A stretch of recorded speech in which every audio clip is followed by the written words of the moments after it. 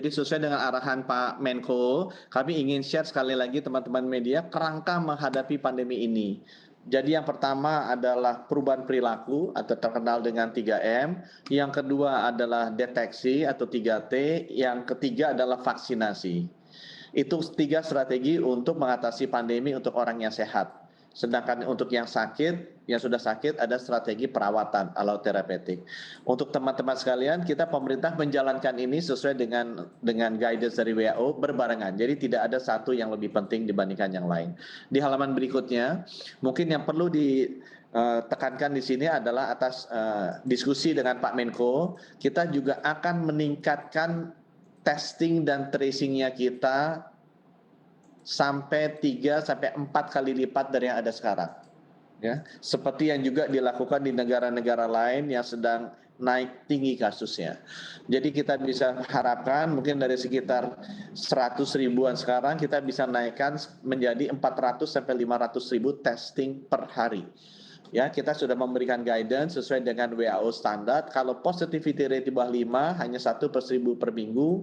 Kalau 5 sampai 15%, 5 per 1000 per minggu, dan seterusnya. Jadi banyak daerah-daerah klaster-klaster yang sudah tinggi positivity rate-nya, kita harus naikkan itu sampai 15 kali lipat atau 15 tes per 1000 populasi per minggu. Prioritas testing juga kita perbaiki. Testing ini untuk testing epidemiologis, bukan untuk testing screening. Ya, jadi benar-benar kita kejar suspek dan kontak eratnya. Bukan yang screening dia mau masuk kemana, mau jalan kemana, tapi benar-benar khusus untuk testing epidemiologis. Karena ini yang dibayar oleh negara. Ya, kemudian kita juga akan memperketat bahwa semua orang yang jadi kontak erat itu harus dikarantina dulu supaya tidak menularkan. Dan itu nanti sudah diterjemahkan. Semua kabupaten kota yang tadi disampaikan oleh Pak Menko ada targetnya, testingnya per hari yang harus dikejar. Nah, testingnya bisa menggunakan rapid antigen kalau swab PCR-nya lama atau menggunakan PCR, tapi targetnya kita hasil testing harus bisa keluar dalam waktu 24 jam.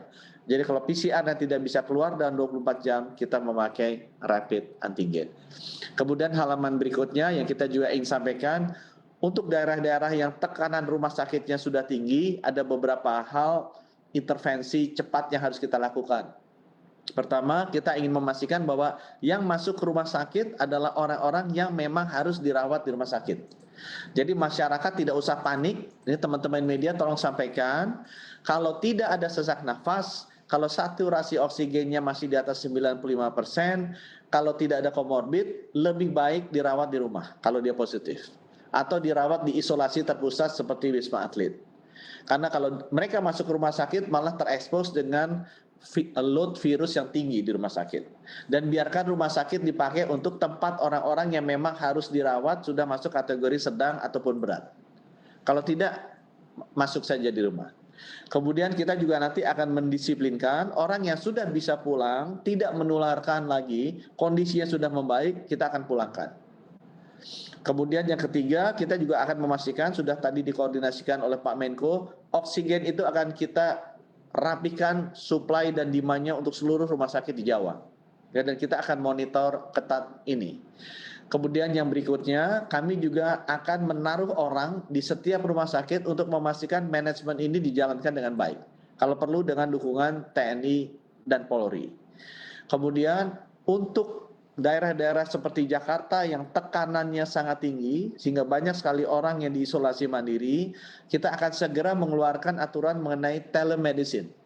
Sehingga baik rumah sakit, baik itu startup, baik itu semua perusahaan layanan lain yang nanti kita akan tentukan bisa melakukan layanan secara telemedicine untuk orang-orang yang isolasi mandiri. Termasuk juga pemberian paket obatnya. Sehingga orang yang terkena dia tidak bisa akses ke rumah sakit, dia bisa dilayani tetap dengan dokter dan diberikan obat. Nanti dokternya akan ngecek statusnya sehingga kita bisa arahkan kapan yang bersangkutan harus masuk ke rumah sakit atau tidak.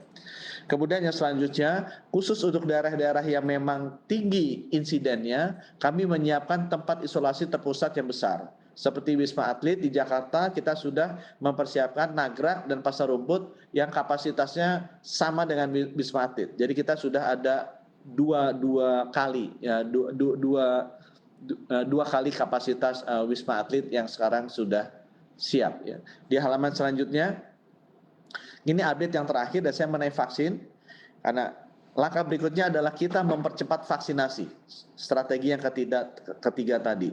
Vaksinasi ini akan kita percepat supaya kalau bisa di daerah-daerah yang tadi disebutkan oleh Pak Menko, 50% dari jatah vaksin kita setiap kali peroleh akan diarahkan ke sana.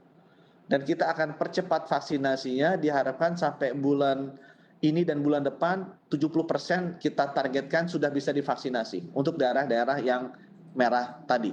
Ini stok vaksinnya kita sekarang ada 22.000 ya, ditambah nanti Juli akan datang 25.000, jadi kita bisa suntikan lebih dari 1 juta dosis per hari ya. Selanjutnya ini kami perlihatkan bahwa sekarang kita sudah suntikan 43 juta dosis untuk 30 juta orang. Untuk informasi Bapak Ibu, kita meraih 10 juta suntikan itu dalam waktu 8 minggu. Ya, kemudian 10 juta berikutnya 4 minggu, sekarang sudah dalam 2 minggu kita sudah naik 10 juta suntikan. Ya, di halaman yang terakhir saya juga ingin sampaikan bahwa kita sudah tembus 2 kali suntikan di atas 1 juta.